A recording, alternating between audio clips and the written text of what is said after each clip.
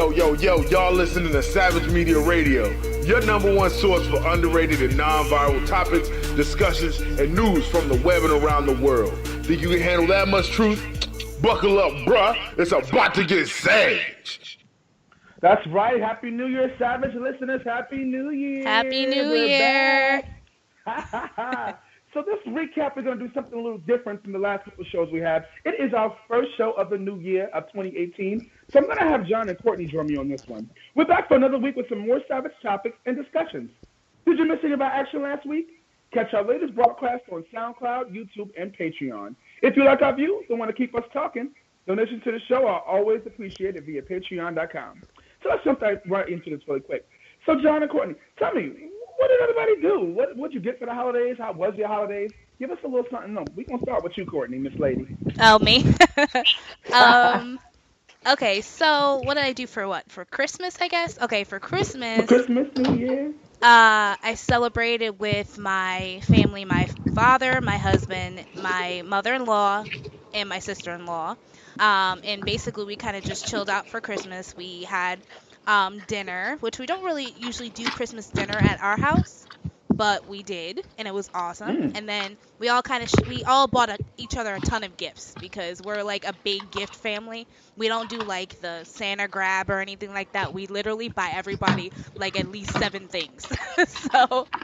so we did that, and everybody kind of got what they wanted, so it was nice. And then for New Year's, I went over to my aunt's house, and I got to see a lot of my cousins and family members I haven't seen in a long ass time because we're kind of all over the place. But that was my holiday. It was fun. It was awesome.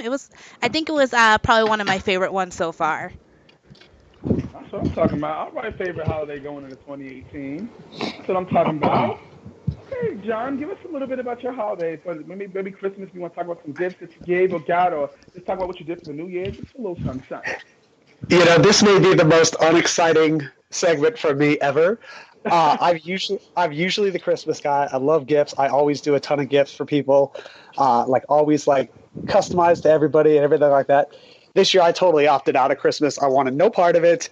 It didn't feel like Christmas out here on the West Coast, so I did not do much for Christmas. I always get together with a bunch of friends on Christmas Eve, and we did that.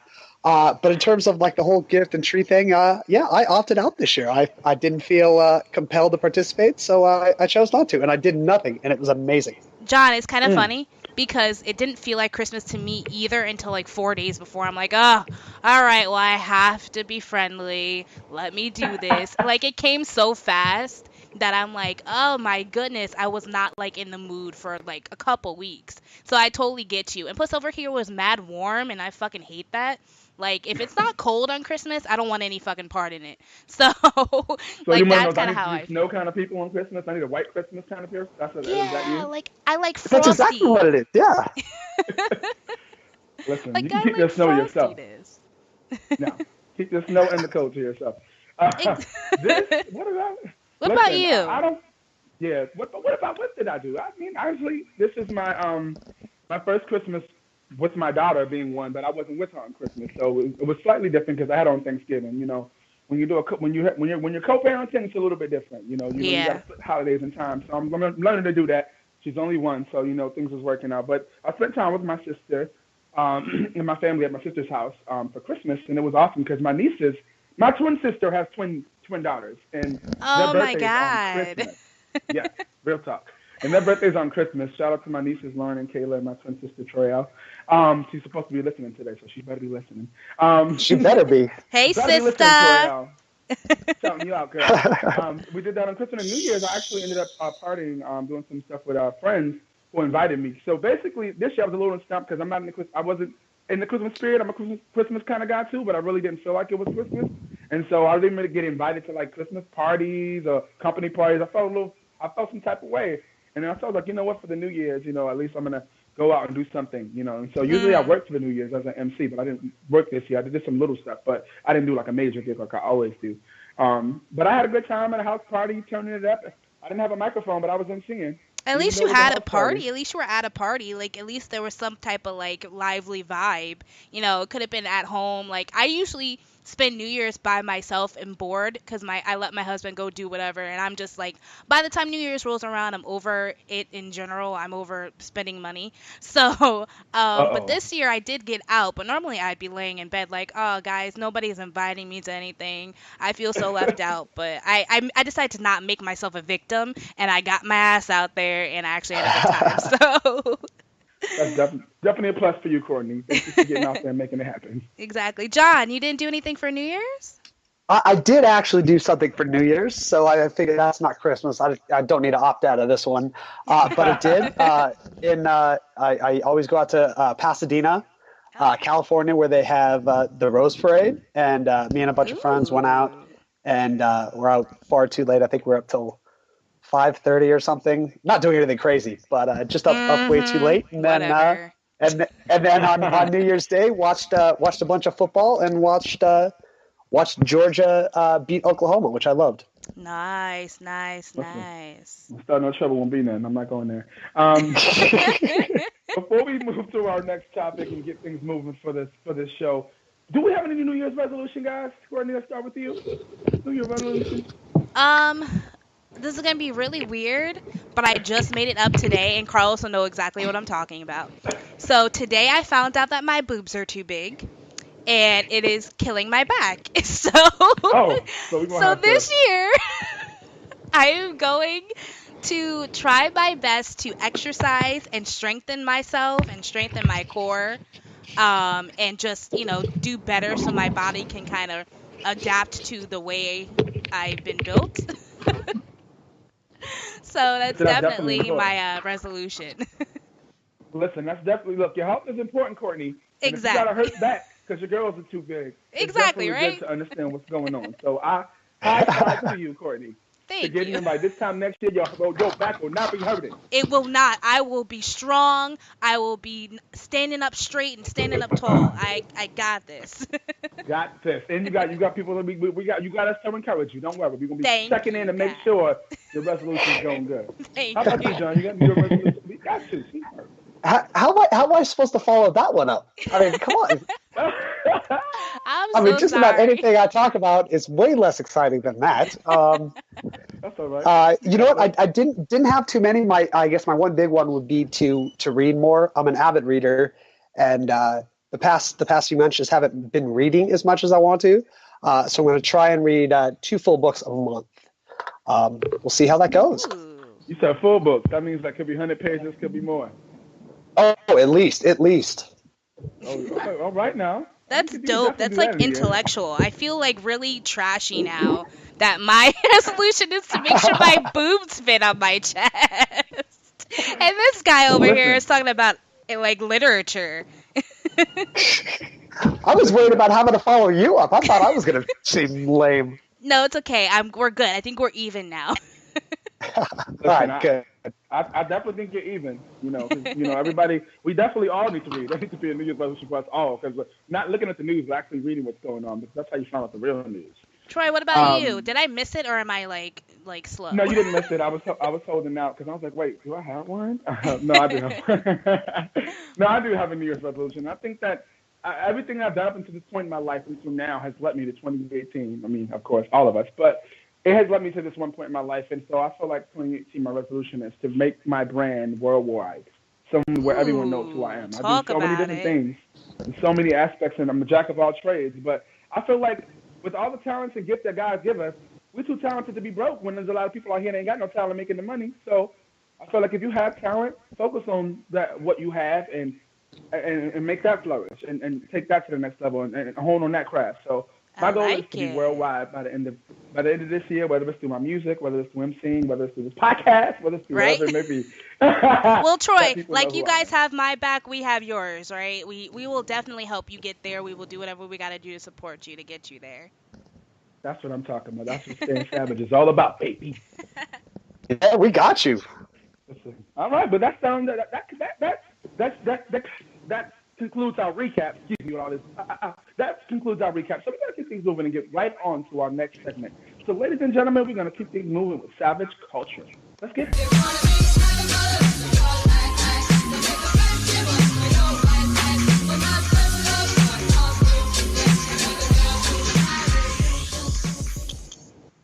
All right. So you know what that means. It's time for savage culture, ladies and gentlemen. And today's topic is something very, very serious, especially going into the new year. I'm gonna have myself and John and Courtney on this helping us out to get this thing moving. And what we're gonna start with is this: with relationships, knowing your worth. Are you giving too much of yourself, or could your relationship be one-sided with the lack of consideration from your partner? And how can you tell if you've settled? That's very important. It's very important with social media nowadays, what social media does to relationships. Because I remember a time when we didn't have all that, where we could actually have to call people on the phone and remember their phone number. I'm not that old, but, the classic way of getting to know people. And with social media, like I said last week, making us so socialist, that's the problem that's causing our relationship problems. Because people are getting we wake up every day with this sense of vanity because of social media. And, we can go on, post a picture of our looks today, get 100 likes and plus, and it makes us feel great. And that's awesome. But you didn't forget that, to turn the switch off. And you get into a relationship and you're still seeking that attention from the person you're with that you're getting from Instagram. And so a natural, normal person can only do for so much. And so we got all these things that are affecting our relationship around us that's causing the problems in the relationship because people don't know their worth. If you know your worth, you will not allow someone to treat you any less than what you deserve. I've seen too many people and heard from too many people in 2017 in relationships and situations because it looked good. Because it looked good on social media, because it looked good to their family, because of whoever they're trying to impress. It looks good to be in a relationship and not be a single person, all single by yourself, and everyone's cuffing and doing all this. But in reality, it starts with knowing yourself first. So I'm going to open this up right now. But I'm gonna start with you, John. Give me. If you have experience in this, if you experience things in yourself, or if not, just tell us when it comes to relationships, knowing your worth. Give us your insight on that. What does that mean to you, Sir John? Are you there? Sir John. Yeah, I'm here. Courtney, you heard? I'm actually out there for a second. Courtney, you want to start with this one? Oh, okay. So where are we starting with this? Are we talking about? We're starting with the knowing your worth. And in regards to knowing your worth when it comes to the relationships and giving you the one-sidedness of a relationship and knowing, when you settle. Let's start with knowing your worth first. What does knowing your worth mean to you? It's so funny because you brought up a great point with people always wanting to get into something because it looks good. And I hear it and I see it all the time especially on Facebook when people are like, "Oh, it's cuffing season. I'm about to snag me somebody." And I'm like, because it's fucking November, you have to go and find someone someone in general to just lay down with, and hopefully it lasts you throughout the winter until the springtime and you're like, "Fuck this," pulling your single card back out. But no, that's totally true. As far as knowing your worth, I think for me, I think it's difficult when when you start a relationship off that way, where it's something that's very superficial, where it's like, you're just trying to make it look good for the winter. You're not trying to feel that lonely feeling while it's cold in your bed. It's hard to know your worth because you're both in it for reasons that are kind of selfish. So as far as your worth, you can't really even measure it because both of you are in it for the same things, but both of you are also in it because you just want to not be lonely. So I think if in that regard it's hard to, and I don't really have any advice for that because I've never experienced that. I've never been I've never been a bed hopper and I've never not gotten into a right. I've never been a thotty. As much as people say I look like one, I've never been a thotty. I swear. But I've only been in meaningful or trying to be in meaningful relationships. I mean, sure, they turned out like shit, but I've always gotten into a relationship for the purpose of wanting to be in a long-term relationship, whether it fails or whether it succeeds. So as far as knowing your worth in a relationship that has been based on trying to find something to that's fulfilling, I would say make sure that their communication is up, because how are you to know the worth of each other if you don't communicate with one another? You don't know what the other person is yearning for. You don't know if you're satisfying that person in any kind of way. So in order to measure your own worth, you have to make sure you're putting out as much effort as you feel you deserve. So I think communication is key to even figuring out what each other's worth is, what your worth, or how what you what you're putting into the relationship. If you're giving too much of yourself, you can't figure any of that out without communication. So that's definitely my 2 cents. Come through, Courtney, with your 2 cents. Okay, I appreciate that. Like, you just being honest, and that's why I asked you what it means to you, especially from your experience, because some people Yeah, experience that and some people haven't. Shouts out to exactly. you, girl. All Thank right, you, John, darling. are you there now? Can you give us your insight on this, John? Give us a little something in the background of what knowing your worth means to you and the experience you may have. Yeah, I mean, You there? my Wi-Fi is getting a little finicky, and I cut out a bit. I'm back. I'm here. Um, no, I think it's a really important concept. I think it's something that gets overlooked. I think it causes a ton of resentment and insecurities in relationships because people don't know what they're just kind of unsure. And I think the point, I think it's just severe and utter lack of communication, lack of openness, and lack of honesty. I'm not the expert. I'm not in a relationship. I'm waiting for God to know. Hopefully she's listening to this Give it podcast. up. You still talking about that, John? she but I think, in my opinion, in my experience, I think if you're not just incredibly open and transparent about what you want, what your needs are, and kind of that, then it creates this kind of Hey, unsure John. of your own worth. John, I And think then you're it's that breaking up a little spiral. bit. Yeah. I think you're breaking up a little bit. If you could adjust your Okay. mic, because I Uh, don't think you're projecting. I think it's the internet. I think it might be his internet. We can let him. listen, do you guys get to it and to it. Okay, we'll come back. Yeah, we got you, John. We'll come We back. Go ahead got you. and work in there. Technical difficulties. Listen, it happens. That's what happens when you're using technology. It's real life. That's Exactly. what it is. What it is. I have something I want to bring up in regards to all of this and knowing your worth, especially with relationships. It first starts with, my mother always told me, don't do something to somebody you want done to you. So I treat people, no matter what aspect of life, the way I want to be treated. So that's the way you can measure and knowing your worth. If they're treating you the way you feel like you deserve to be treated because you're treating them the way they should be treated, then starting with that reciprocation always is a good indicator on how to measure how things will be. Because if I'm, and going back, it starts first with communication. If you communicate that and say, hey, this is the type of person that I am, this is the type of things that I like, sometimes that can also hinder you. And the reason why I say that, because sometimes telling everything about yourself to people don't give them a chance to really know you, and they use those tactics against you. They know you like, ice cream, and they know you like your favorite place is a coffee shop down the street by your house.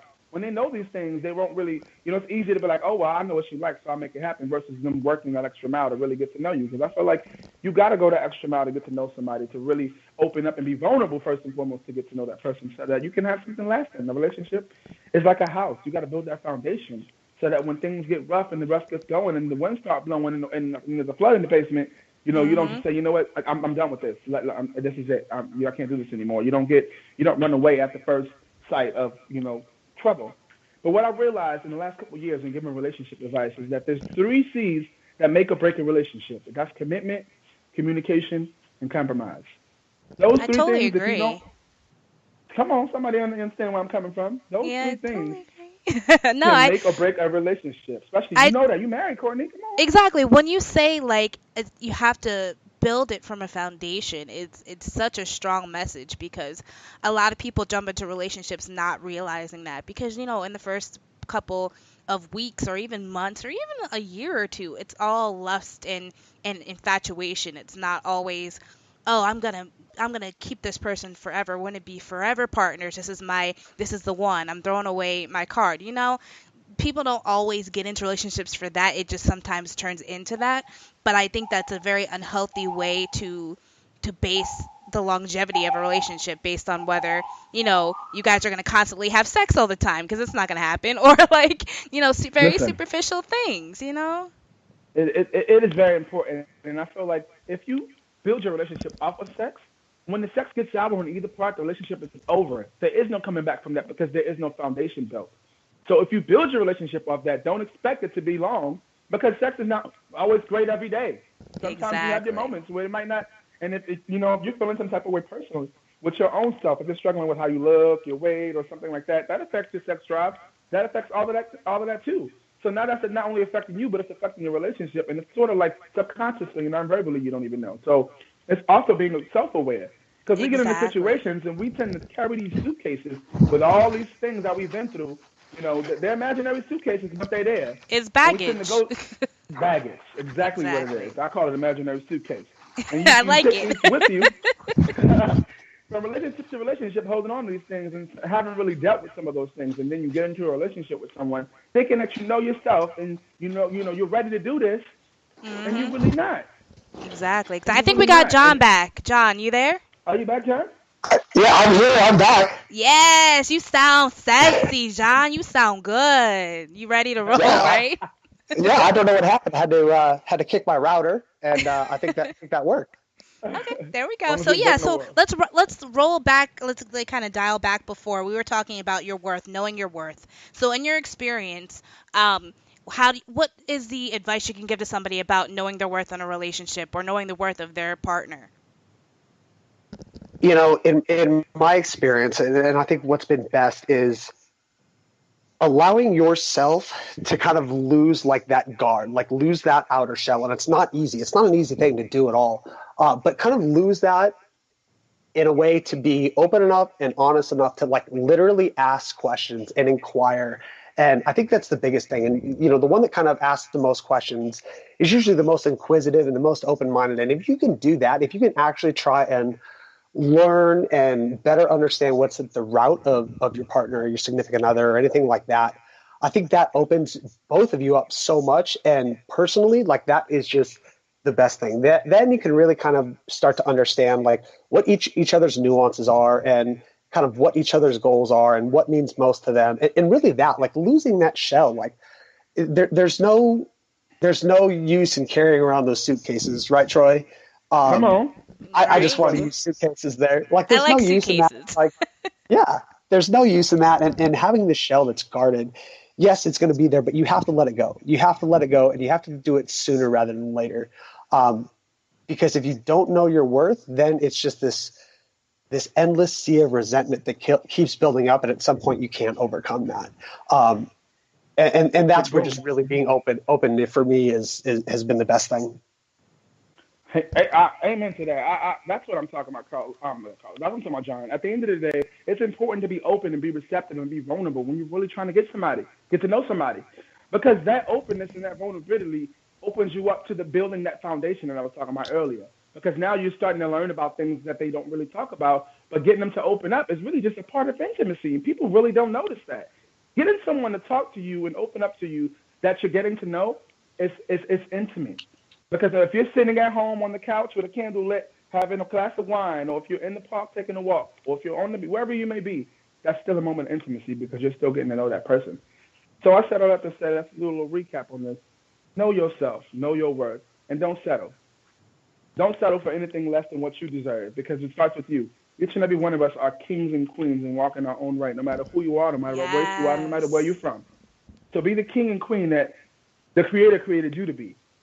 And once you can look into yourself in the mirror and say, I'm beautiful, I'm gorgeous, I'm handsome, I'm smart, I'm intelligent, I could do this, you don't depend on anybody else or anything else to give you that validation because you validate your own self. And that way you don't have to ever worry about when someone comes in and tell you something you're not used to hearing, oh, that sounds good to me, I ain't never heard it before, and then you fall for the trick. There's a lot of wolves out here in sheep clothing, and you don't want to be subject to that because it's not easy to come back from situations that you give your heart to. Exactly. So let's focus on really, in a relationship, knowing your worth, knowing you, and never settling. That's all I gotta say. I know what check this time frame. I know it's time for us to keep things moving. Any last words, guys, Courtney or John, before we close out and move to the next segment?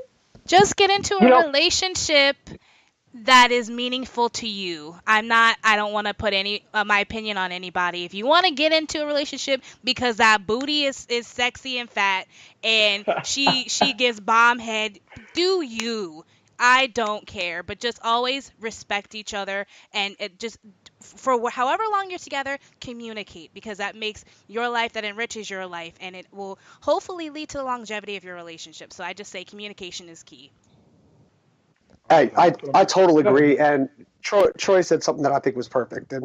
And just to kind of piggyback off that, don't ever settle and don't stray from what you want. I mean, you be open minded, be all of that. Like that's super important. But what you truly want in a relationship, don't stray too far from that, because then that causes so much trouble that is unneeded. And lose the suitcase, lose the baggage, lose all that stuff. And just don't be afraid to say what you want and what you're after. It's better to know early than later. Because once you kind of dive in, just like you guys said, man, it's tough to come back from that. So start early. All right. That is what I'm talking about. See, that's how we keep things. That's how we keep the savage each and every week. That's the end of this segment. But if you have any questions or concerns, you could always chat with us. You could always call in. We definitely looking for you guys calling in. Those of you listening today, please call in on these segments. Write us in this chat so we know what's going on. We want to hear from you. It's not just about us. It's about you guys. You guys make us who we are. We want to hear from you. So with that being said, we're going to kick things over to our next segment, Kicking It with Karlos. Let's get it.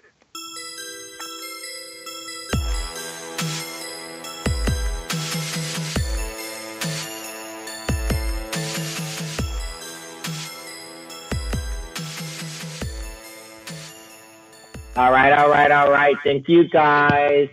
That was an amazing segment, guys. I love everything you guys said. And you know what? Being in a 7-year relationship, everything you guys said is like point on.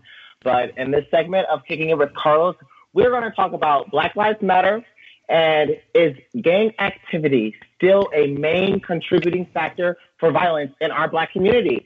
So I'm going to be here with Brandon, Troy, and CoCo. So what do you guys think about that? Let's start. Oh, and we got a boo-hoo from Kurt. Everybody else, are y'all alive? Okay. I'm here. All right, let's go. All right, so we're going to start off with Brandon. We haven't heard from Brandon in a little bit. So, Brandon, do you feel that gang activity is still a main contributor of violence in our community, or do you think it's just a thing of the past? What's your thoughts about that? As of 2017 that just passed, I kind of think that it is a huge factor in the community. Where I grew up, it was very high, especially the gang community. Every time you turned around, a kid got shot, or, somebody's house got shot up, or somebody got robbed. And it was usually for, gang violence. And being in Arkansas, it was kind of hard growing up. And then you had families that didn't like each other. You don't know if your family didn't like that person. So you kind of had to keep guard wherever you went, because it was so much territorial, stuff that was going on. So it kind of affected schools. It affected, YMCAs we had, any club organizations. It kind of affected my entire city. So, yeah, I think it's a huge, not the main factor. And we're reminded, what city are we talking about here? We're talking about Pine Bluff, Arkansas. Pine Bluff. Okay, because I'm interested, because I knew you were kind of in the Midwest, because I'm also in the Midwest, and everyone looks at the Midwest and they're like, oh, little Arkansas or Kansas or this little Michigan city, we don't have violence. And I was like, no, actually, that's where people actually go, because there's there aren't as many cops, and and they can get away with a little bit more. So I'm really glad that you brought up that point. Let's see, Troy, what's your opinion about where you grew up and about where you live about gang violence in our Black community? I live here in New York, Harlem World. Represent. Represent, keep it real. It's good. For me, I've noticed a change, and I would say that the violence is still continuing, but there is a lessening of the violence, because people are confused, because where I'm at, gentrification is real. It's real life. Every day there's a new Starbucks, there's a new building, they're taking people out of one building. It's a lot going on right now, especially here in Harlem. So they're even trying to change the name from Harlem to something else. I forgot what it was, because it's not that important to me at this point. You can't change the name. It's Harlem. It is what it is. Harlem Renaissance, baby. Can't have a Harlem Renaissance without Harlem. So in that, because of the gentrification, there has been a decrease in the gang violence, but it still exists. It's still something that, because now the confusion is just going to cause more problems. Because if you don't know what gentrification is, check out Kicking It with, Real Shit Fridays. I'm sorry, Hey. Real Shit Fridays. We covered gentrification. We covered it. So if you don't know the joke, you can listen back to the show. But The first go ahead, episode of Real Shit Friday. That's exactly where I got it from. Exactly my point.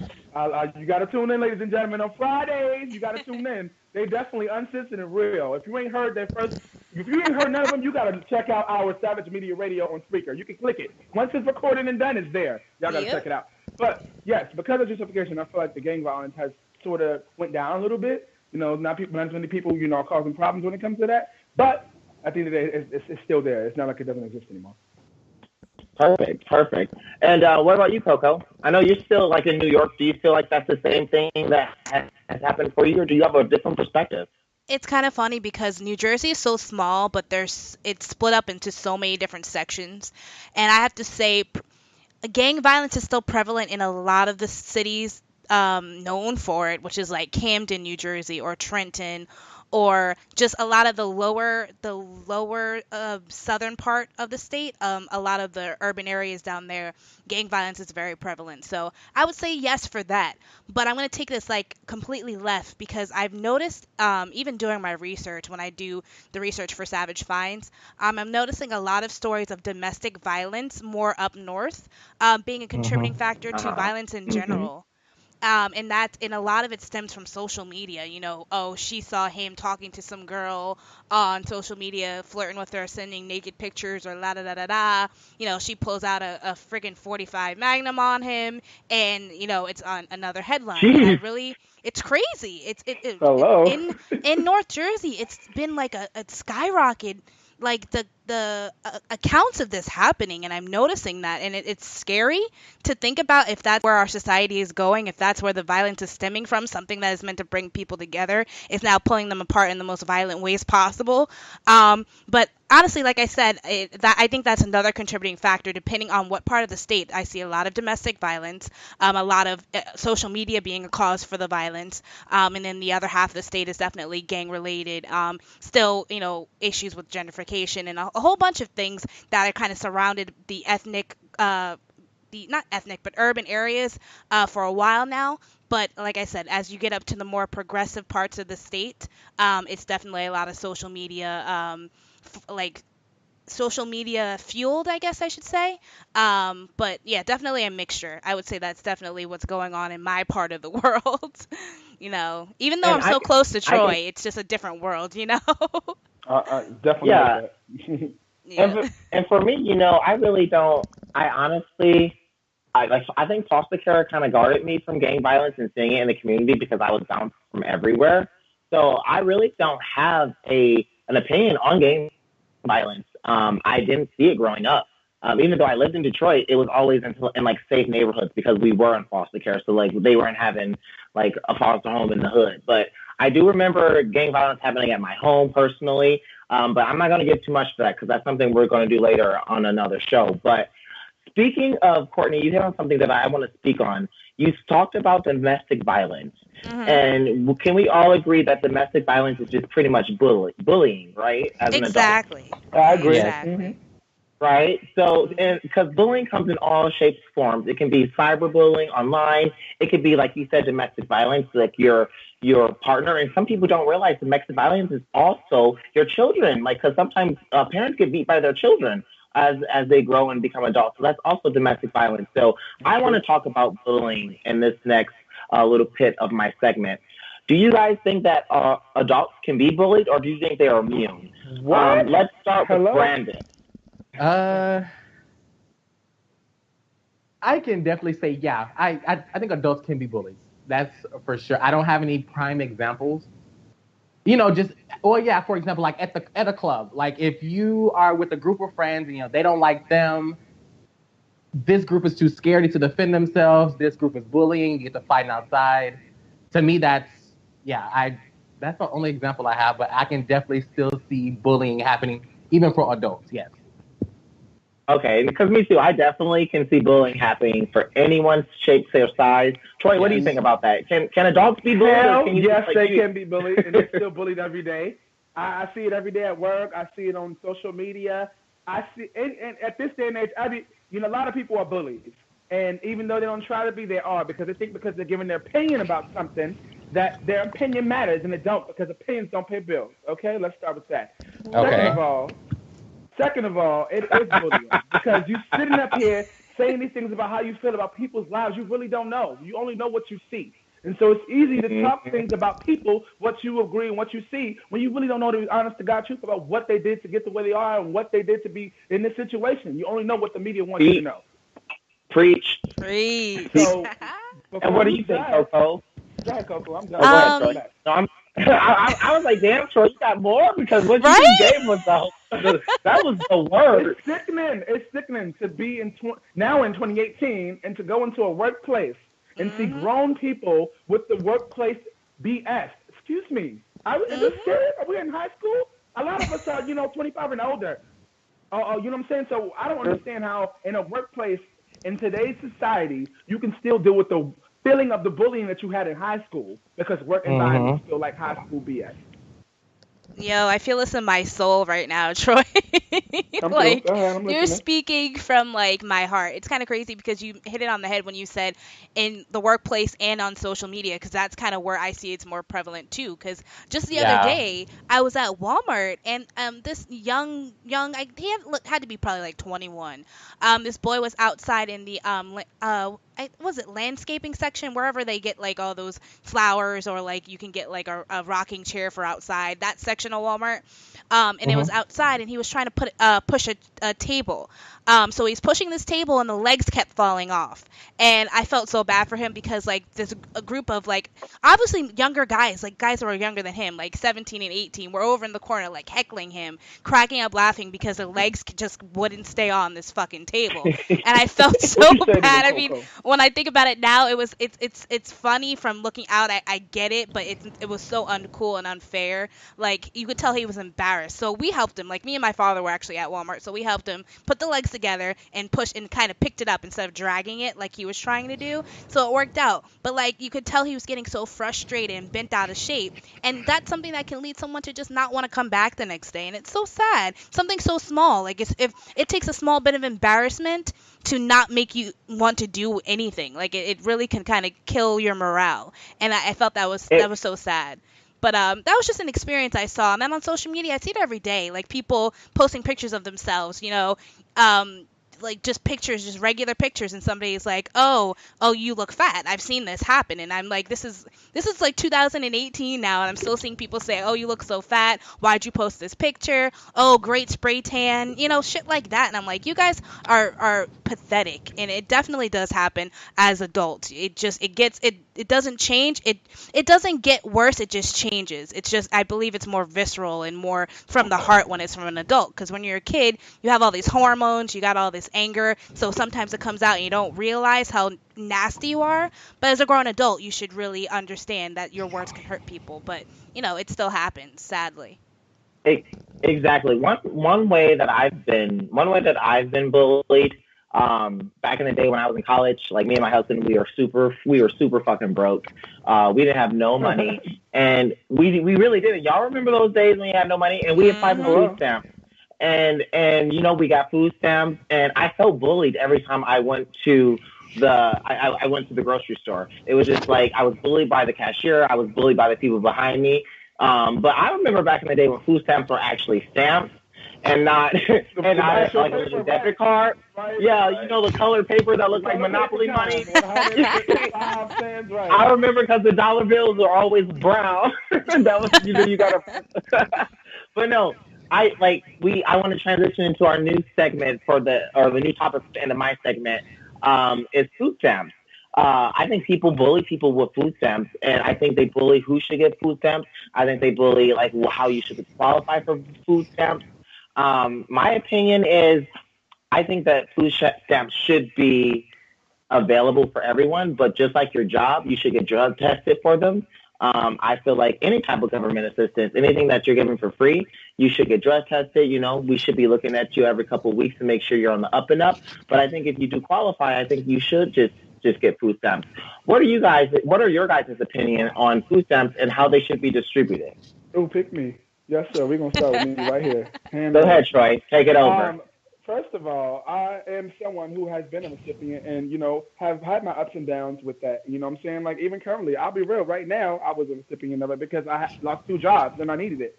So at the end of the day, that's real life. You go to work every day and you pay your taxes for a reason. That's why you pay your taxes. So that in this situation where you lose your job and you need it and you need help and assistance, that's what the assistance is for.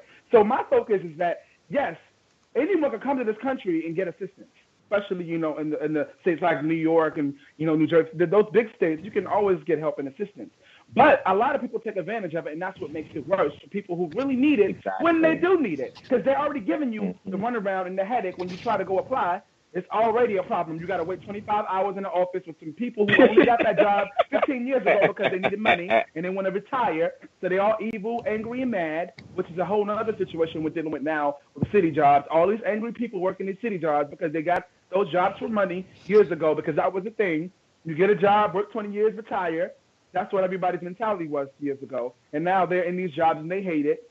So, again, why are we paying these our salaries to pay these people in these HRA offices and other offices around the United States to help us with these services that we need, and they don't really help us? That's true. What's your opinion on this, CoCo? What do you think about food stamps and how they should be distributed? I'm going to be short and sweet. I just think that in America, we need help. As a whole, we need help. So we need help, and things that are available to us, like state aid, that are right because of the fact that we do put out so much of our money and so much, things that we put out what they asked for from us. So there should be that allotted money or that allotted help for people who need it and who need it most. So do I think there should be some kind of pre-qualification? Absolutely. But as a whole, we need help. So I think that it should be distributed to those who definitely deserve it, who need it, and who do prove that they have a need for it. So that's basically my opinion. And Mr. Brandon, what about you? What do you think? I'm going to make it short, too. I actually applied for food stamps, and I'm not going to lie, I applied 2 months ago, and I didn't get it. I was declining for it because I guess I make too much. And my should you be sad for that, or should you just pat yourself on the back and be like, "Hey, I am not impoverished, really"? How should you feel about that? Because I've been in your shoes too, and I was like, man, I really needed the food stamps. So let me tell you, when I walked back in the house, I was knocking everything over. I was so pissed. Hello. Because that was actually my Christmas. We were gonna do a whole thing, a big feast, and I was like, let me apply for food stamps. Hopefully, I'll get it. I didn't think I'd make that much. But shit, I guess I make more. I don't know how they run with that. But they don't play. Yeah, I was kind of pissed. Income. They don't play with the income. It's $1 over. They don't at all. They will deny you. So they deny me within 2 days. Yes. Speaking of income, the one reason Chris and I, actually my husband, we got kicked off of food stamps is because I did really good at keeping it like my business and my business only makes this much, so we only make this much. But once we got married, they're like, y'all are legally together. We registered both of y'all. So we were, yes. So that's our next topic. I got a couple minutes, and let's just get through this. Marriage and money. How should couples do their finances? Like I said, me and Chris, we separated them as long as we could. But once you do that marriage, it's one. But if you're still dating, people date for a long time. How do you do your finances in your relationship? Do you split 50-50? Does he pay the rent and you pay the electricity? How does it work in y'all's relationship? I'm interested. Well, CoCo, you're married, so I really don't want to hear from you on this one because I feel like marriage. I'll give you the tail end, but I want to give it with Troy because Troy has a daughter, and I really want to understand how that works with finances. How do you split it with her? How do you split the diapers and the formula? How does that work? Well, come on, diapers and formula. Yes. Come on, Pampers. Yes, come on. Having a kid is expensive. Let's be real. It's not a joke having a kid. The great thing about that is that we're co-parents. So being co-parents, we say, look, this is what she needs, and this is what we have to do together to make it happen for her. So whatever she needs, we pretty much split it.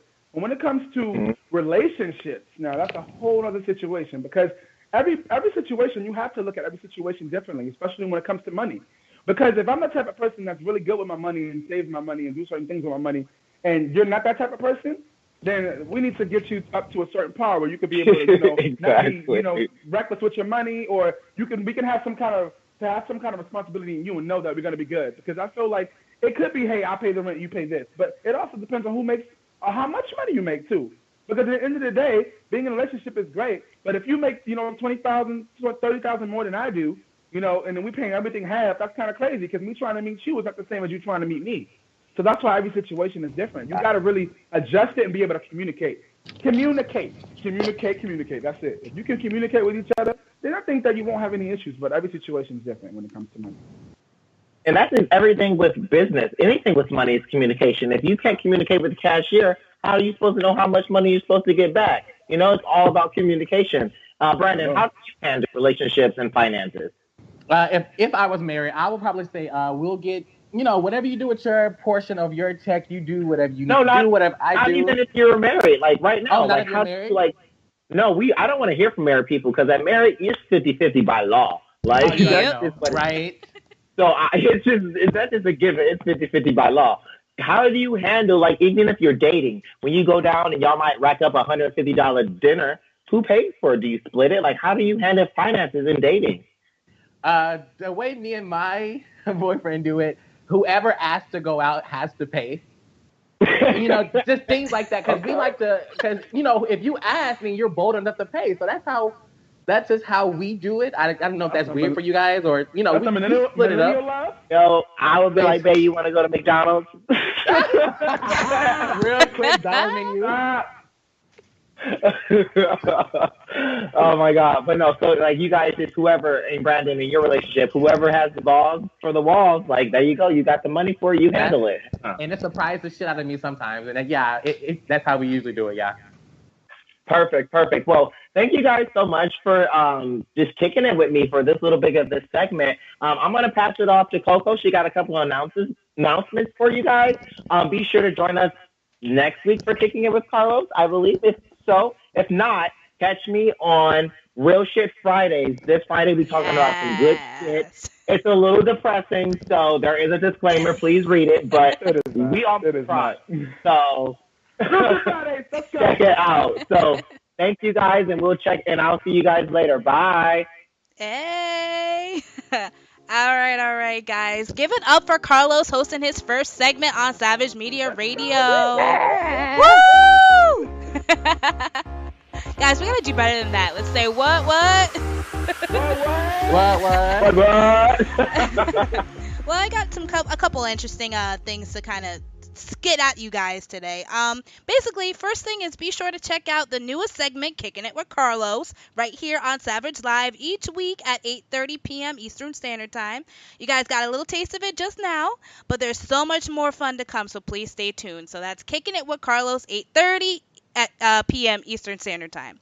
Another thing is, if you have not done so already, please follow us here on Spreaker, as well as SoundCloud, YouTube, and Facebook. Comment, suggestions, or just a quick shout out is always appreciated. Please like and share the page if you can as well. And guys, I've done a little work. Our Patreon has gotten a huge facelift.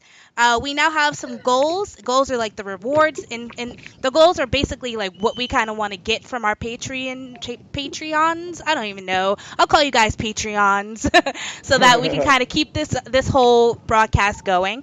Right now we have a goal of about 50 patrons a month, and we cannot hit that mark without you guys' help. So please follow us on Patreon. We have some super dope rewards that range from signed postcards from all the hosts to exclusive Savage swag. That's such a tongue twister. Savage swag. Sounds pretty dope though. So if you love the show, we would love your support. Please check us out on Savage Media Radio on Patreon today. Up next, we have Business Today with John. Let's kick it over to him.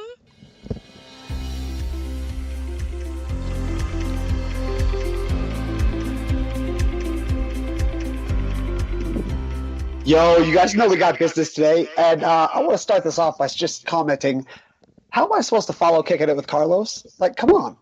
Like, when the bar is raised that high, like, what am I supposed to do? Like, geez, Karlos, you killed that, my man. You got this. Thank you so much. I tried. Well, you crushed it. Now I got to try and follow that up. It's like, thanks for nothing. Keep that energy, John. Keep that energy, John. Let's go. You got it. Let's do it together. So now's the time for us to talk a little bit of business. What's going on? I want to talk really about something that's big, and I think for us, kind of where we're at, I think we're seeing something that's really interesting. And most recently, it was described as one of the biggest tragedies in consumer America, and people are saying it's only in the second inning of a 9-inning game of what's currently going on. And I want to talk about what's going on to shopping malls. It is projected that over the next 3.5 years, 25 to 30% of shopping malls will be completely dead and torn down. Now, I know growing up when I was in middle school and high school, you get out on Friday and you head to the mall and you crushed it. You killed it. So I want to find out, I want to get your guys' opinion. Why on earth are malls getting completely murdered? Why are they vanishing? Troy, give me something on, what are your thoughts on this? It's Troy's not in this segment. I meant Carlos. Sorry, I was just talking about. See, I can't follow Carlos up. Carlos, give me some insight. What do you think? All right, Troy, you can chime in, Troy, if you want to. I don't mind. Carlos, give me some. I was just telling you. Go ahead, Carlos. You got this. Go ahead. Okay, perfect. All right. Can you reiterate your question one more time? I actually just forgot what you said. You said So why are shopping malls dying? It's projected that about 30% of them are going to be gone in the next 3 to 3.5 years. Why is that? Why are shopping malls on the outs? Well, John, you remember we just talked about this last week on the show. I just told you in Seattle, we all prefer just talking to robots. And what that means is like nothing's going to be in store. The perfect example is Nordstrom's. Our actual Nordstrom's, if you guys don't know, is based in Seattle. Our Splash Ship store here in Seattle, they've downsized because you can now get everything that you can get at Nordstrom's, either at Nordstrom's Rack on discount, but if you really want it like right then, you can get it online. So what Nordstrom does is they have a showroom now where you go in and it's by appointment only, and you have the person who has your shoes and the person who has your manicure, pedicure, and then they even have like a whole bar in Nordstrom's here in Seattle. So it's more of an experience. That's what Nordstrom is going towards. And when you go shop, it's like almost like in the 30s and 40s when you went shopping. You didn't really just go shopping to look through racks. You went shopping for the experience and the luxury of it. So that's what companies are going to have to do, and that's why companies are going out like Macy's and JCPenney's. We've seen so many of them close their doors because people don't want to just go in there and just get bombarded with racks and racks and racks. We can get it online. Sure. You're right. Doug, what do you think? I have a lot to say about this one, so I'll start up at the top. I think one of the big things that we have here in Los Angeles is that with the price of real estate going up, shopkeepers' margin is so narrow that unless they own the property where their shop is, their rent goes up and they can't hold on to the margin. They can't make enough money and they're going to go south. And I think the same thing goes for the malls. Like the mall retail spaces are insanely expensive. And so as everybody's transitioning from the traditional brick and mortar kind of what they're used to, where there were stores, now this online business is so intriguing, convenient, competitive that when you walk into a brick and mortar store, chances are more likely they're not going to have what you want. Throw on top of that a brick and mortar store really can't run 24 hours the same way an internet store can run.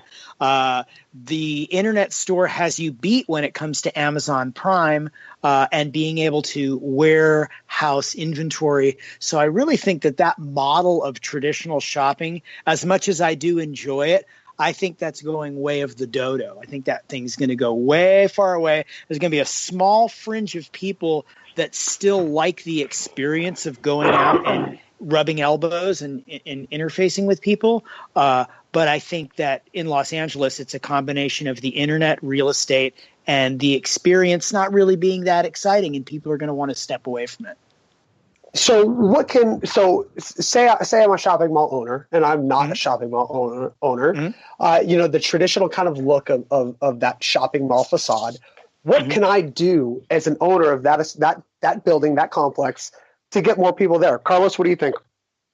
The best thing that you can do is you can break down your big stores into individual shops. So where people can actually, like myself, I have a dog business where I don't want a whole store. I can't afford a whole store right now. But what I can afford is maybe a 10 by 20 little room. I think Solor salons, they do a very good way of it when it comes to like manicures and pedicures, and they have little offices that people can go and rent by month.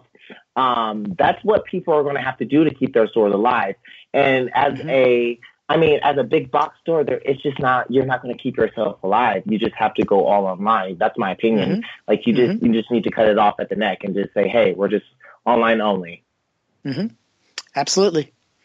Yeah, totally agree, Carlos. And just for the record, so everyone knows, Carlos, our resident Airbnb specialist, 4.9 rating, I believe, in Seattle, if I remember correctly. Just want to get you a shout out there. 4.9. Thank you. Yeah, just representing, So I will challenge you guys with this then. And I think you guys both made great points about the profit margins and the cost to run that space. So there are actually shopping malls that are thriving and actually growing really steadily. Now, they are a select few. They are pretty much the shops at Crystals in Las Vegas, the Bell Harbor shops in Miami, the Grove here in Los Angeles. And they are almost an indoor and outdoor experience that has trains running through them. You've got massive waterfalls. But the big thing is the shops. And the shops are very high-end, Gucci, Louis Vuitton. So and Doug, I want you to kind of get in on this. So being that those are really successful, is it that it's the luxury and the experience, or is it that the people that are going to those stores can help the owners of those stores pay for the real estate? What do you think? Okay, so I have two opinions on that. The first one is with the Grove. The Grove's main market isn't people that live in Los Angeles, so it's tourism. So their whole yes, they might have a small margin of people that live locally in the area and shop there, but for the most part, the Grove is more of a tourist trap. And I think that's when you start basing, the American dollar versus the Japanese yen, right? People come here and their dollar's worth a lot more, and so they can drop money to buy a Gucci bag. That's what I think. In my experience in Los Angeles, I ran into one of the buyers for Ross Dress for Less, and she and I were talking about why Ross. There's only two right now, in her opinion, there's only two giant brick and mortar stores that will continue to succeed in the Los Angeles market. And she says Marshall and Ross. And the reason why they're succeeding is because both of those shops are basing their inventory on experience, meaning you can go into a Marshall's or a Ross, and everything on that rack is not going to be the same inventory that's in another Marshall's or Ross. And she said that experience, it's kind of like people that like to go thrift shop hunting, or they like to go into antique stores to kind of look around. And I think that Ross and Marshalls have both focused on that kind of treasure hunt experience to what's keeping their doors open and expanding. Yeah, that's true. And that's actually a great point that I was taking some notes on earlier about that both Ross and Marshalls, not only in California, but the West Coast as a whole, are really thriving. And a big part of their business model is not necessarily the product, it's the variation of product and the experience of going in one day and then going in the next month and seeing a totally different line of product. Carlos, what do you think about that? How that kind of business model is looking, and I know that kind of ties into your kind of experience discussion earlier. Yeah, I'm gonna chime in when he was talking about was it Doug? Doug, yeah. I want to chime in what Doug was talking about on thrift stores.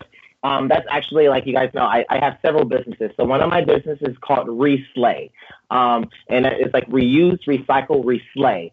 And I have an online website. I actually sell in person. I sell to thrift stores, like Doug was saying. Thrift stores for millennials are a huge come up, especially this year in 2017. The 90s look, anything that was 90s or 80s or just retro was in. It was in style, and you could buy it. Like the new stores tried to sell it, like Urban Outfitters, H&M. They tried to sell like knockoffs and things that look good, but it was their materials. And that's like people like myself. I'm a true thrift store person. I haven't bought anything from a store for actually like 5 or 6 years. I buy everything secondhand, even my shoes. Some people might think that's nasty, but you should see my shoe closet. Like it's amazing. It's amazing how thrift store shopping is affecting the actual. Out those three establishments in particular, because those are big travel hubs, and those high end stores, they do cater to those that are traveling because people are willing to spend more money when they're traveling. They're already at a higher affect. They're at a better psychological state, so they are more than willing, or more often than not, willing to spend that money. So they do tailor those, and that's why I pointed out those three in particular. But I want to talk about this for a second, Doug. I want you to take off on this. So thinking about Ross and Marshalls, and then even Karlos talking about thrift stores. When I was in middle school and high school, going to a thrift store was not cool. Like, it was just not the thing. Ross was never cool. It was never any of that, and we've totally seen this kind of shift, just as Karlos was talking about, where thrift stores are becoming trendy, and it's the secondhand thing.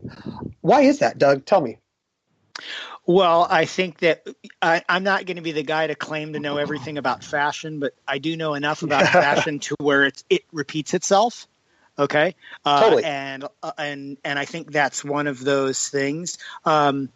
Is that fashion has a tendency to repeat itself. So what might have been cool in the 50s has a tendency to kind of come back again, and then come back again, and then come back again. So I think that in some areas that's easier to find, and then in other areas those kind of garments are kind of long gone, and people don't have a lot of those options. Like, you take it, let's say, for example, Omaha, Nebraska. In Omaha, Nebraska, you might really not have a lot of options for shopping other than what's online and what's at the mall. It's kind of it. There's not really, you get Hot Topics and there's that look, and then you have the main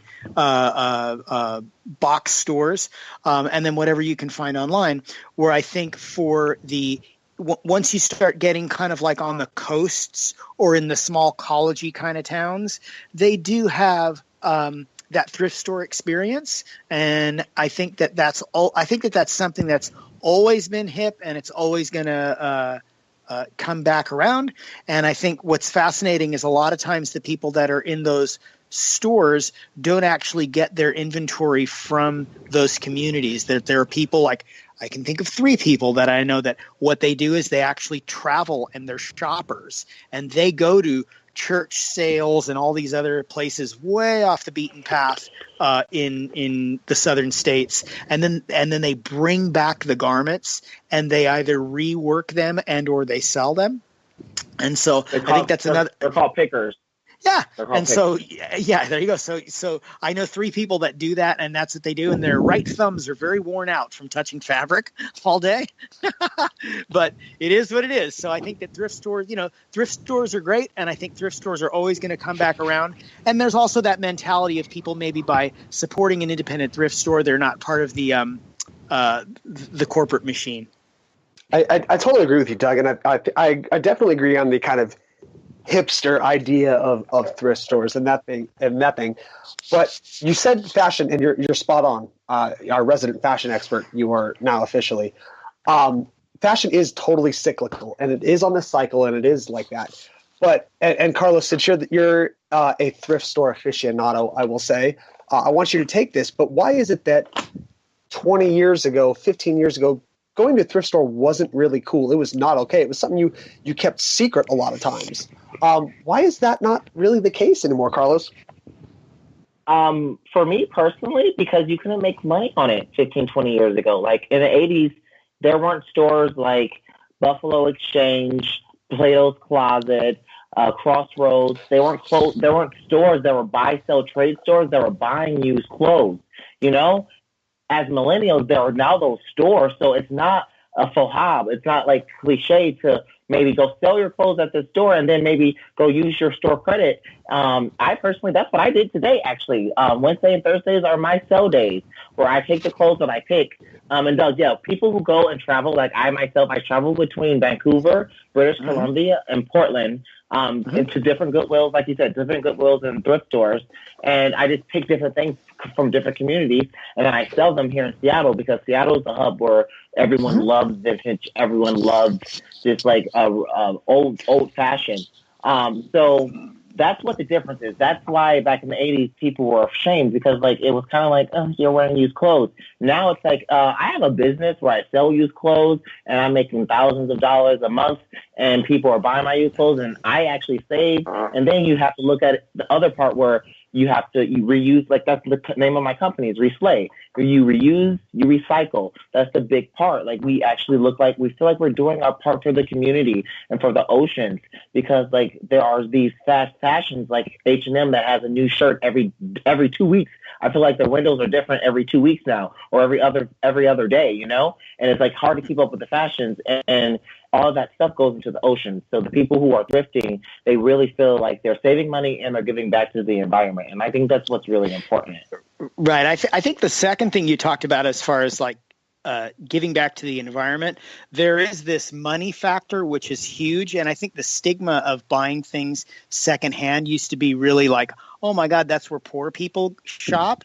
But the reality is that hipsters have kind of made that acceptable. And then also as people are becoming a little bit more eco-conscious, I think that the acceptance of reusing clothing, whether you're wearing clothing and then you sell it and then you get another garment, I think that also adds to it, to making secondhand clothing just more viable and more acceptable culturally. Mm-hmm. I agree. Totally, and I think that brings up a point that I wanted to get to. So, you know, over the past 8 to 10 years, and I think this ties in. We've seen this resurgence of businesses that want to give back and do well. You know, the business world 25, 30 years ago was not like that. It was cold. It was garbage. I'll say. I'll just flat out say that. But businesses and those type of things and thrifters are very much like that. So how is that kind of pop culture, that giving back mentality, how is that really influencing consumers today? Not just in fashion, but in any way. How is that idea of giving back to your community, being more eco-friendly, how is that going to influence consumers over the next 5, 10 years? Karlos, what do you think? What is that going to look like? Over the next 10 years of giving back to fashion or like not buying new clothes? Yeah. How is that wanting to give back from a business perspective? How is that going to influence consumers? Are consumers going to be influenced by that in the next 5, 10 years? I think our whole conversation is going to happen. I think we're going to have our luxury stores where the people who have the money, who have the extra time and want, will go to those luxury stores and buy those things. And the rest of us will just have to just like either fall in love with thrifting or just getting your luxury clothes that are left over at Ross and Marshall's. I think that's what's going to end up happening. Or you buy it online. Those are your 3 options. But as far as like, I believe Walmart is going to go back to just selling groceries and like everything else that they sell. I think they're going to stop selling their clothes. I just think that everyone's just going to downsize. Everyone's just going to downsize just to keep afloat. Yeah. Doug, you want to add to that? I do. I'm gonna shift in a different direction and talk about there are companies out there that are positioning themselves in a much more eco-friendly fashion, like Tom's Shoes, for example. So for every pair of shoes that they sell, they will give 1 pair of shoes away to a child in need. I think also when you have companies like Patagonia, which would be known for their outdoor wear and their surfing wear and their hiking wear, they too are so I guess, eco-friendly that people shopping there, when you wear something that says Patagonia or you're wearing Tom's Shoes, it's kind of branding yourself like, yeah, I might be a consumer, but I'm a conscious consumer. And I think that even though there are people that might have enough money to buy 10,000 pairs of shoes or 10,000 items of garments from Patagonia, I do think that people are starting to be a little bit more aware of their money and how they're spending their money and trying to put their money into socially aware businesses. I think that's going to be huge over the 10, 15 years. You cannot be more spot on. We've seen this huge shift over the past couple of years, and Tom's being one of those is a perfect example of, you know, business and just yourself, whether it's as an artist, business owner, anything like that. You know, consumers are not as much influenced by people and places and things and what they hear. It's about the experience that they get and the the ability to kind of give back to the community and do right by kind of humanity. And I think that's well, I know that's where the trend is going, and businesses that do that are growing, they're thriving. So make sure that whatever business you're in, whether you're selling yourself, you're selling product, you're selling entertainment experience, anything like that, make sure you're doing good by your customers, by your clients, and by people. That is how businesses are really going to grow over the next decade. And we're going to see so much change.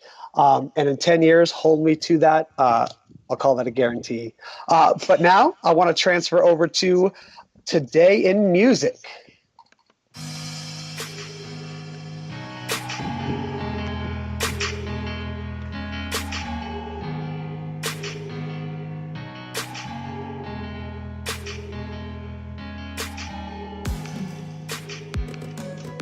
All right, guys, that means we're starting out Today in Music.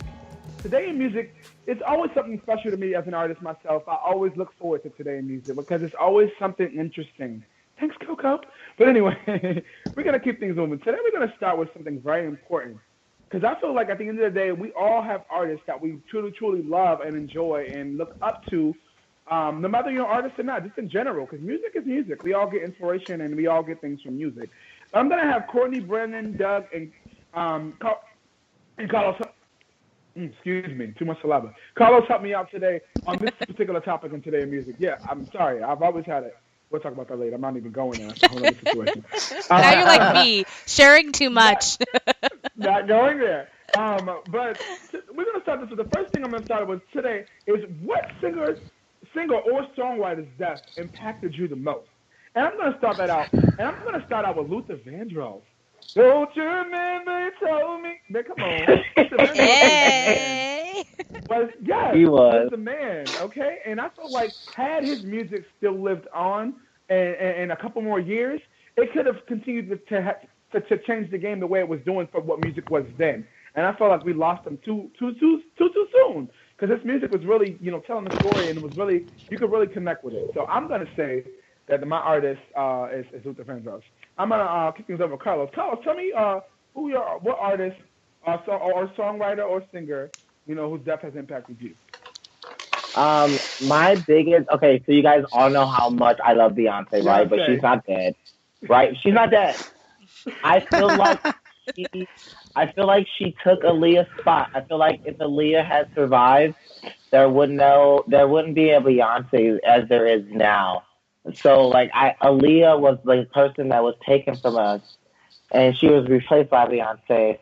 But Aaliyah will always be the person that inspired me the most, and that I love, and I think that the music community is just missing because I just want to keep rocking the boat, just rock.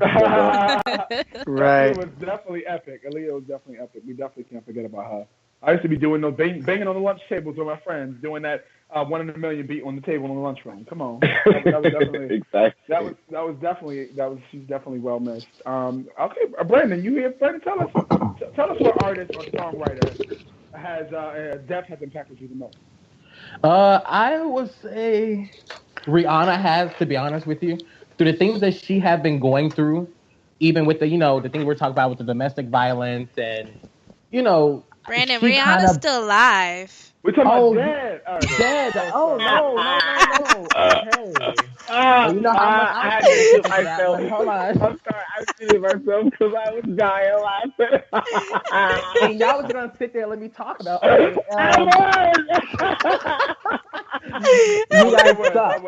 You guys suck. I honestly... You're welcome, Brandon. Yeah, thank you so much. Sounding like a dumbass. Can you skip me right now? Skip me because that was my. What dead artist, singer, or songwriter has impacted you the most? I love you, Brandon. I'm coming back to you. Dead artist, you guys. Dead artist. Jesus. Okay. I'm coming back. Okay, so Doug, tell me what dead artist impacted you, singer or songwriter? Okay, so I'm going to go with a very quick story. And the story goes as follows. I grew up in Hermosa Beach, California, which is a relatively small community. It's a satellite city of Los Angeles. And part of the circle of people that I was involved in were really involved in underground music. And I met a guy that I grew up with named Jason Matthew Thirst, who ended up committing suicide. And I think of all the people in the rock and roll game that I've seen rise and fall and go off the rails and die, his death was probably the one that rattled me the most, because he was a kid from the neighborhood and a kid that I had seen that was incredibly talented and get completely off the rails on drugs and alcohol and so forth, and he never really came back. So it was a tragic loss to see him go, because I grew up in such a small town. He was so close to kind of the community of players. So yeah, huge hit for me. What was his name? Miss again? him a lot. His name was Jason Matthew Thirsk, and he played bass for a band called Pennywise, which was kind of like a local punk band here. Well, they're relatively large, but he was one of those guys that was one of the main lyricists for the band. So although he had kind of fallen off the rails, a lot of his lyrics lived within a lot of the kids in the punk rock community. So to see him kind of fall off the rails and commit suicide was a tragedy, because it could have happened to, and it does happen to, all kinds of people in that world. It's really sad. Got you. Definitely does happen, and unfortunately, a lot of unsung heroes that people don't know about. So thank you for that. I wrote his name down because I want to look him up. Jason Matthews Thirst, right? Yep. I wanted to, put that out there for our listeners as well. Like, we need to be, we need to be looking up these kind of things, because these are things that we really don't know. And thank you for sharing that. Sure. Thank you, Doug. Courtney, come through. Remember that we're talking about dead artists, singers, songwriters. I got you. I think I'm tied. One, I think the first one would be Prince. I loved that little man. I think that he was extremely talented. And I think I'm so heartbroken that I didn't get to see him live. I mean, the guy knew how to play 22 different instruments, and he produced and he did the music in the background of all his own songs. He was a writer. I think he was just so talented, and I was so heartbroken because I really looked up to him since I was a little kid. And I watched all the corny ass movies. Graffiti Bridge is on loop. Like, I was a huge Prince fan. So, rest in peace to Prince. And then I think I'm tied with Amy Winehouse, because I think she passed way before her time. I think she was incredibly talented. She just had some struggles, and it's just so heartbreaking to see someone with so much talent pass so young and so senselessly, and it's so sad. And I think that's probably my two. Agree. Yeah, definitely a couple of us agree with you on that one, for sure. All right, Brandon, we're back to you, Brandon. Come on. All right. I'm gonna have to go with Christopher Wallace, Notorious B.I.G. For one, my perspective of that, I've been like hustling all my life, and my parents used to play his music often, and actually, well, no, not often, actually a lot, and it kind of got tired after a certain amount of time. So I didn't, at a young age, I didn't know anything about Notorious B.I.G. And so, I had him, I used him for an essay report, things like that. So he kind of came up from the bottom as well. So he kind of taught me a lot on hustling and, not hustling, but, managing and then surviving. He had a kid. He had 2 kids, matter of fact, living with his parents. When he knew that things were going wrong, he made a hustle. And rapping was his hustle. Even underground mixtapes, he did it all. So that was one of my guys. Shout out to you talking about Biggie, a.k.a. Biggie, right? That's what you're talking about? There you go. Hey, shout out to Biggie. Let's get it. That's what I'm talking about, Brandon. See? You snap back real quick. That's what I'm talking about. Real quick. You guys have to play me, though. It was good. No, never. See, I'm joking with you guys. All right, we got to keep things moving. So the next thing to this is, song lyrics mean a lot to a lot of people, and they mean different things to different people, because the lyrics can be interpreted in many different ways. So with that being said, what song lyrics has touched you or inspired you? Again, I'll start with myself. And I'm going to be as simple as going back to Al Green. Al Green's, hold on, I can only hear the song in my head. Brother, far too many of you dying. We got to really find a way to make things work together. And I feel like for me, that inspires me every day. I listen to that song, and I realize, what? At the end of the day, we're all fighting different wars. We're all fighting different things, but we need to come together to make it work, because we all bleed the same color. When you get cut, you got the same blood I got, player. So at the end of the day, we're all one. So that's what inspired me, Green Baby. So we're going to, Carlos, tell us what song lyrics inspired you. As a gay black man growing up, this lifestyle before I was married, and even after married, shit, like y'all, if you don't know me, y'all should look at the videos. But Hello. there was one song that stuck with me, and it was from TLC, their album Crazy Sexy Cool, and just like, don't go chasing waterfalls, please stick to the rivers and the lakes that you're used to. I know that you're going to have it your way and earthing that off, but I think you're moving too fast. I think that chorus, everyone just thinking, they sing it and they just drive to it, but what it means is just like, don't always just go chasing just the sexiest thing, because, they could have, like, that whole song was about, like, AIDS and about STDs and about, like, awareness, and people don't actually realize, and they don't look at the verses in those songs. That's so true. Thank you for that. Mm-hmm. So, like, that's really what that was my favorite song ever. And, like, Left Eye, and how her verse says, like, she see a rainbow yesterday, and but there's too many storms, they've come and gone. Like, she just seen too many of her gay men and her gay friends who've just been, like, just ferocious and just out there, and they've died from a disease that was very preventable. So, yes, that's just fun. But this is what I always say, and I will always stand by it. Wrap it up, because no injection is worth the infection. So, there you go. Waterfall. Wow, I like it. Hashtag. Okay, Brandon, tell me what lyrics inspired you or touched you from the song. Actually, Queen, Show Must Go On.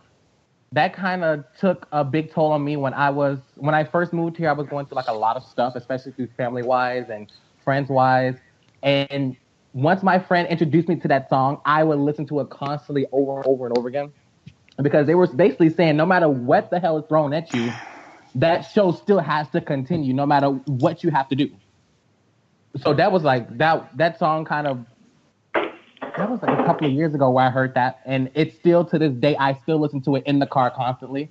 And a couple of friends don't like the song because I play it too much, but hey, that's my model song. Show Me Go On by Queen. Yeah. You're going to represent Brandon. Don't let nobody tell you anything else. You represent that, because those lyrics mean what they mean to you, not to anybody else. Thank you. Yeah, that's right. All right, Doug. Doug, tell us what song lyrics inspired you or touched you, sir. What comes to mind is a John Mayer song called Stop This Train. And I'd strongly recommend everybody to listen to the song and dive into the lyrics. And what's fascinating about the song is how vulnerable he is, stepping back and analyzing his life when it comes to his parents. And he realizes that his parents are getting older, and he's not really sure what to do, but he knows that he's afraid of his parents getting older and how much longer they're going to live, and how much more time he has. Incredible song. Great, meaningful lyrics, worth a listen. Absolutely. That's what I'm talking about. That's what I'm talking about, Doug. Thank you. Okay, Miss Courtney, now we can't forget about you, girl. Give us some wisdom. Tell us why. What song lyrics inspired you or touched you? Well, real quick, there's an artist called Jason Castro. He's not very popular. I think he was on one season of American Idol or something like that. But he has this song called Mountains. And the lyric is, this is only a mountain. You don't have to find your way around it. Tell it to move, it'll move. Tell it to fall, it'll fall. And I love those lyrics, because it basically means you always have control of your situation, and that means a lot to someone like me who I'm very open that I suffer from anxiety. So, but I've learned to take control of my situation. So when I want a situation to go how I want, I tell it to go that way, and more than likely it's gonna go in the direction I want. So that's why those kind of mean a lot to me. That song Mountains kind of like resonates to me, to be totally honest. Got you. That's what I'm talking about. See, thank you guys first and foremost, everybody, for actually thinking about this and really staying in tune with what we're talking about. Because it's important that you never know who's listening, and those words for that song. Some of these songs I've never heard. So now I'm like, let me go look this up, because it inspired you. It definitely may inspire me too, and that's when I want to definitely check it out. So thank you guys for that. Shout out to the Savage Media Radio team, first of all. Shout out to you guys. Hello, because we're killing it. We ain't done yet with today's music. So, Okay. Wait, what? No, just say what? The next thing in this segment, we're gonna talk about. Is there a song that always gets the water flowing? Is there a song that always gets the water flowing? And I'm gonna skip myself for now because I don't really cry a lot. I'm not really, like unless I'm really, really feeling like something's really going through. You know what? I'm gonna change that. I'm gonna say I've sung at some funerals, and the one song that always gets people is "It's So Hard to Say Goodbye" by Boyz II Men. Always, always, it's so hard to say goodbye. Like you just, how do I? Once you hear it, it's already like, okay, tears. All right. Come on, see? We understand. All right. So, Carlos, we ain't got that much time, but tell me, what song? Because I got one more question I want to get to. How can you? The question about is there a song that keeps the water flowing for you? Like, is it something that you just hear and you're like, Is there a song that keeps the water flowing for you? Yeah, just Sarah McLachlan, Stop It. Every Sarah McLachlan song? No. In the arms of nature. Stop it. Those fucking dogs. Oh my God. I love dogs. You love dogs if you tuned in last week. Stop it. I think I've connected that song to Stop Burning Dogs. So even when I'm not listening, watching the commercial, when I hear the song, I'm just like, we need to save the dog. We need to save the dog. All right, Brandon. So tell me what song gets the water flowing for you, Brandon.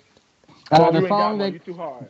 No, I'm a little soft. The song that kind of kills me is Luther Vandross's "Dance with My Father." Yeah. Because my dad is actually having crazy health issues as of now. And I just can't, bear to see, my dad in a casket or in a hospital bed. So I heard that song at a restaurant and I went to the bathroom and I cried. And that was, I don't know why the hell they played that in a restaurant, but that was I wouldn't see anybody playing that, but yeah. It's probably one of those things that make you eat more.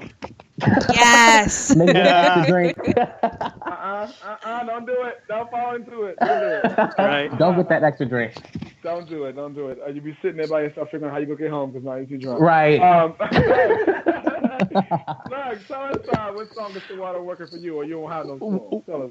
I am going to give the nod to the front line of that Luther song where he's talking about before life lost its innocence. That's a great line. That's a great line. Amazing. Yes. So I'm going to go with that one. I really am going to keep the John Mayer Stop This Train one on cue. And then the last one would be there's a Merle Haggard song called Silver Wings. And what I like about the song, a lot of times I've been asked in the past to sing this song at people's wakes. And why it's a great song is it's a song about his wife leaving him and him putting her on an airplane as she flies away. But it has a second meaning, which is God taking away people after they pass away. It's a great song. Silver Wings as a ballad. Gotcha. Okay, cool. You're always trying to get deep now, Doug. We're watching you. Calm down.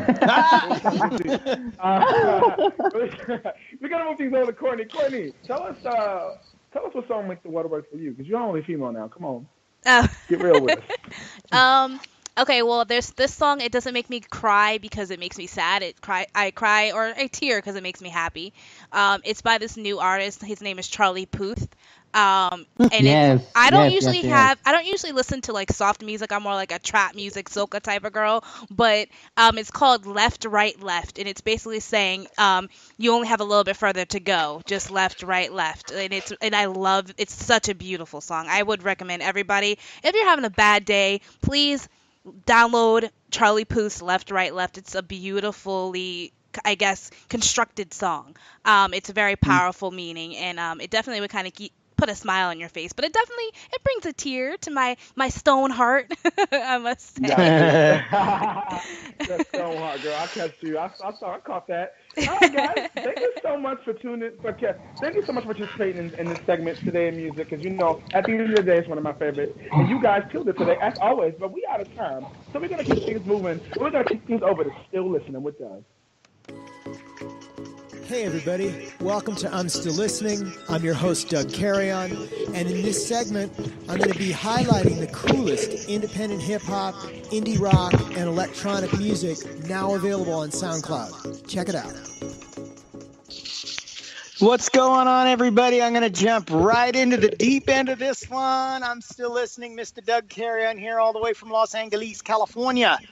First track up, it's a dance hall track by the always great Charlie Black from Tranny Lawn, Jamaica. It's called Bubblin' Party. It's on SoundCloud.com.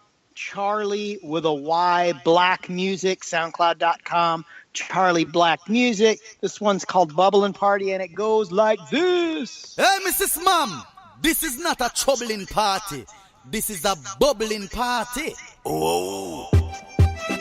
This is a bubbling party. It's a bubbling party. Tonight is a bubbling party. Some girl can't do bubbling. Coming like them waistline puzzling. Missy, some girl can't do bubbling. See them them struggling. Missy, some girl can't do bubbling. Coming like them waistline struggling. Missy, some girl can't do bubbling. It's Charlie. Come now, girl, bubble for me, girl, bubble for me. Bubble for me like you want me, baby. Bubble for me, girl, bubble for me. Bubble you feel do as I say. Bubble for me, girl, bubble for me. Bubble for me like you want me, baby.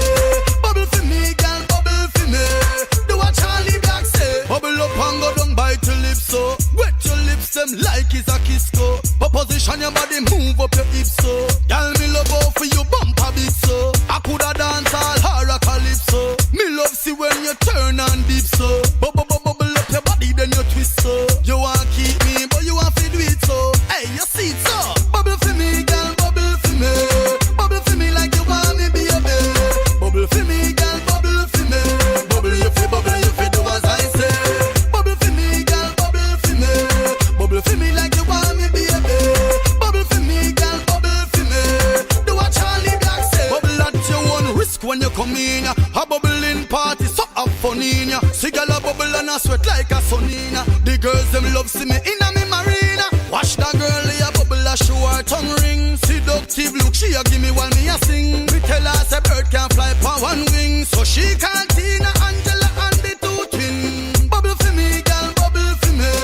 Bubble for me like you want me, baby. Bubble for me, girl, bubble for me. Bubble you feel do as I say. Bubble for me, girl, bubble for me. Bubble for me like you want me, baby. Bubble for me, girl, bubble for me. Do what Charlie Black say. Some girl can't do bubbling. Coming like them waistline puzzling. Missy, some girl can't do bubbling. See them them struggling. Missy, some girl can't do bubbling. Coming like them waistline struggling. Missy, some girl can't do bubbling. It's Charlie. Come now, girl, bubble for me, girl, bubble for me. Bubble for me like you want me, baby. Bubble for me, girl, bubble for me. Bubble you feel do as I say.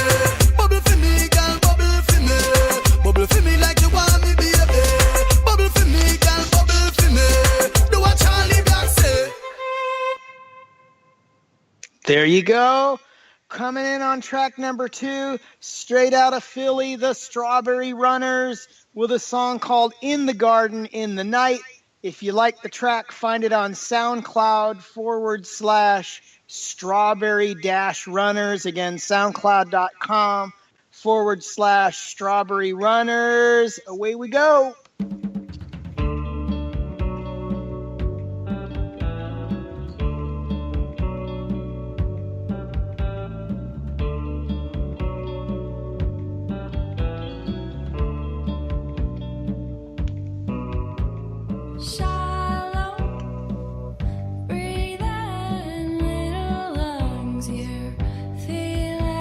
Scared of what you know, terrified.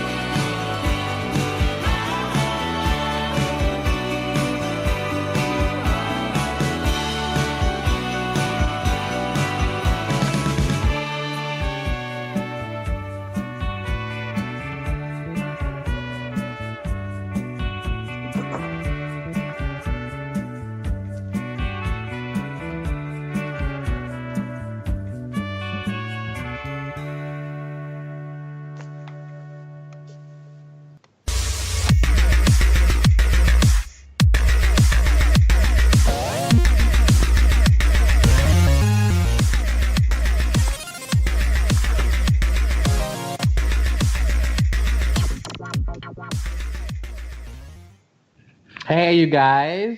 You guys are listening to Savage Finds right now. And with me, I'm going to have CoCo along with me. So today's topic, we are going to be talking about the beef between Nicki Minaj and Remy Ma. Hey. And I know you guys have been like tired of hearing about it. I'm tired of hearing about it. I know you guys are for sure. I just want to get a couple opinions on what you guys think of Remy Ma and Nicki Minaj beef. I'm gonna start it off today. I feel like they're both gorgeous women. They both freestyle their ass off, top 10 on the charts, and they're very known in the industry of today. But I honestly don't have a side to pick at all. They're both working women. They're making it on their own, top 10. The beat they have with each other, it just don't make any sense to me. My thing is, coming into 2018, you should be coming into this year with a level head of wanting to do more, staying positive, and getting this money. Right? Am I wrong? Like, Right. we should be getting this money. So for these two gorgeous ladies to be beefing over who wears the crown on the lace front, who has a bum ass lace front, who's wearing cornrows, it's too childish to me. I don't keep beef long enough in the microwave, so I don't see how you guys can stay beefing for this long for no reason over who wears the crown more. And there's more women out there that's kind of topping these two ladies, but for some reason this beef right here is like very irritating. So I want to know, what do you guys think on the Remy Ma and Nicki Minaj beef? Well, you know what, Carlos? Is Carlos with us? I don't know. Yes, I am. Yes, Okay, I am. Carlos. Yes. I feel Sorry. like this is like your avenue. I want to hear your opinion before I spit mine. Nick Minaj and Remy Ma, listen, like Brandon said, you can't keep beef that long in the oven. Like, I'm done with it. Leave Remy Ma alone. She had a fantastic VH1 special. When's the last time Nicki had a VH1 special? And like, just leave Remy alone. And we all know Remy's about that life. She's done hard time. Who else did hard time? Exactly. So, like, Right. we already know, like, in lyrics and in real life, like, Nicki, she will end you. Stop it. Stop it before you really get hurt in For this real. game. I don't agree with that. I agree that her presentation is what it is and it's different. But when it comes to lyrical and writing, when you look at writing, I think Remy Ma writes more her own stuff than Nicki Minaj does. So she's good because you're great at presenting something, and spitting it down. I'm not saying she don't write all her own music, but I know a lot of the music that Nicki Minaj has is not written by herself. So at the end of the day, it's a totally different. I'm sorry, Somebody Lee. can give you something and you can spit it. Go ahead. Troy, I already had my turn, but ever since Safari left her, she's been saying the same thing. All these bitches is my sons, and I'm tired of that. Hey, no. I'm listening. Nicki Minaj, I'm kind of on her side. For Remy, Remy Ma has done an amazing job. She still is the queen, but my thing is, you just can't get out of jail and expect it, out of prison and expect that you to have your crown back. No, since you've been locked up, there are women that actually work for it, went past your prime. So you have to start from the bottom, just like every other woman did. And Nicki Minaj, started from the bottom. She was doing freestyle mixtapes underground, just like Remy Ma did. So you're jealous of a girl that did the same thing you're doing, and then you aiming for the same spot as well. So I'm like, that just don't make any sense to me. It don't make sense to be fighting over who's better. Go ahead, Courtney. It's funny because I'm hearing you guys like not bicker, but kind of like spit out your opinions so passionately, and I'm guessing that no one is really tired of this yet. So I say, like, since you guys it's still like making you exude these passionate words about their situation and how they're handling shit, then just let them keep doing it until you truly get tired. I feel like it's entertaining for me. I do feel like they're wasting their fucking time. Like, do something more with your money and your time and your effort and your social media and your status. But if they're not going to, I'm just going to sit back and relax and enjoy the show because it's fun. I'm enjoying the whack-ass diss tracks that come out every now and then. Like, I'm totally cool with But this. that's how it works in rap music. That's how they make their money, Like, yeah. That's how Exactly. they make the money. So you gotta come up, you gotta get your stuff out there, you gotta put your stuff out there this moment. So if you gotta make this track or claim I'm the best, I'm better than you, and make a diss track, it is what it is. Like, that's part of the rap game. You gotta go with it. Right. But real quick, guys, I just want to interrupt really quick. Our chat has been popping off tonight. I just want to do a couple quick shout outs. We have Ricky Stevens or Riki Stevens. I don't know if I'm pronouncing it right. But Ricky, she yeah, basically is homegirl. agreeing with Troy about our earlier topic about gentrification. It has changed Harlem so much. So she said she agrees with you on that. So woo woo to you, Troy, and Shout out thank to you for Ricky. sharing that. Come on, Ricky. And then also another shout out to our boy Troy. His sister Tay Tay said, "Shout out to my brother Troy. Troy, I love you. Keep doing what you do, boo. I love it. That's I'm my feeling little love." sister, baby. That's my baby Just sister. wanted to put out those quick shout outs because this means so much to us, guys. But Brandon, you want to take us out? Brandon. Oh, yeah, I'm here. Yeah. I said you want to Sorry, take us out guys. because we got to wrap up. All right, you guys, that is today's radio podcast for Savage Media. I want to give everybody a huge shout out for participating today. Troy, Courtney, John, Carlos, Dougie. Thank you, Brandon. And you guys can find more of our stuff, or more of our news on our Facebook page. You can also find the podcast on iTunes, soon to be on our iHeartRadio, SoundCloud, and Shout Speaker, it out. and YouTube as well for sure. So hopefully see you guys soon. Hopefully next week. Yeah, and that goes with until next week. Stay savage. Savage. That's right. We'll see you guys next week. Thank you guys so much for tuning in. Until next week, stay savage. Thank you for tuning in to Savage Media Radio. Like what you hear? Check us out on Facebook where you can get info on upcoming shows and recaps of previous broadcasts. If you missed any portion of the show, you can catch the rebroadcast on SoundCloud, iTunes, and YouTube. We kindly ask you to tune into the Totally Driven Radio podcast on Blog Talk Radio, Thursdays at 8 p.m. Eastern Standard Time. Till next week, as always, stay savage.